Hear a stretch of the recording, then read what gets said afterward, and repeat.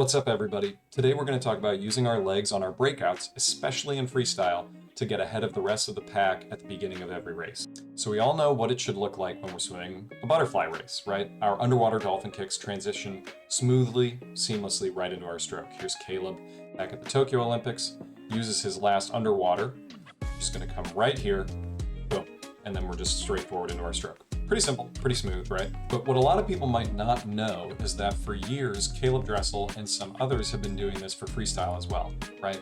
And it might look a little bit strange at first, especially if you haven't seen it before, but I want you to watch Caleb. He's towards the left of your screen. He's got the black cap on. Watch him take this last dolphin as he finishes that freestyle pull. You're gonna see right here, he's gonna take this final dolphin with the finish of his pull, and that's gonna push him forward into his first cycle in freestyle. Okay, so basically identical to how one would do it in butterfly, but just with a one-arm freestyle stroke. Okay, now this is gonna feel really strange if you try it in the pool out of nowhere. For most people, it might make you feel kind of unstable in the water.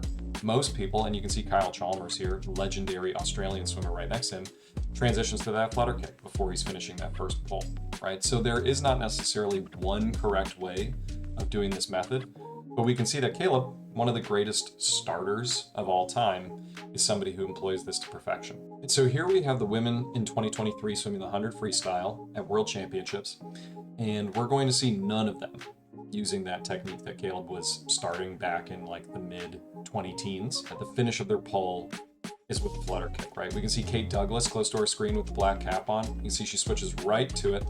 But the thing that I want to highlight, I think more than anything, is that there's no pausing here, right? All of the women in this final are maintaining that incredible speed by switching from that dolphin right to that flutter kick. There's no pause, and we're using the down kick of that first flutter kick to still match up with the finish of that pull, right? We may have to look really closely to see it, but you can see that first freestyle kick snaps right with the finish of that pull. So even if you're not sure that using a dolphin kick to finish with your stroke is the right method for you personally, let's make sure that that flutter kick is still doing the same job, right? We don't want to just be haphazardly throwing in some kicks. We still want our first flutter kick to snap down as we're pressing that hand out at the finish of our pull and keep as much speed from our start or as much speed from our turn as we possibly can. So right after practice last night, me and Darren here decided just to mess around with this a couple of times. And we did just a couple of starts off the blocks. This is literally just his second try doing this. You can see he is going to take that dolphin right at the finish of his pull, and then he takes an extra dolphin right here. So it's a little bit finicky. This is going to take a lot more attempts for us to sort of iron out. Let's watch it through just one more time.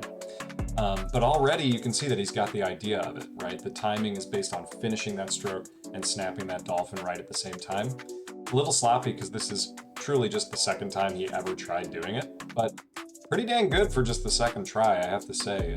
Shouts out to Darren. I also had Darren push off the wall, do his dolphin kicks, transition to that flutter kick before his first stroke. So you watch him take a few dolphin kicks here, keep those ankles together, and then gets into that flutter kick before he breaks out.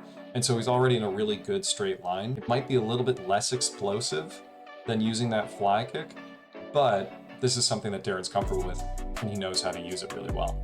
This week in practice, let's make sure that we are working on using our legs when we break out, and not just thinking about what our arms are doing to pull into our stroke, but using the legs to help springboard our entire stroke so that we are faster from the very beginning and we can hold that speed the rest of the way. Okay? Play around with both methods in practice this week, and we're going to see you next time.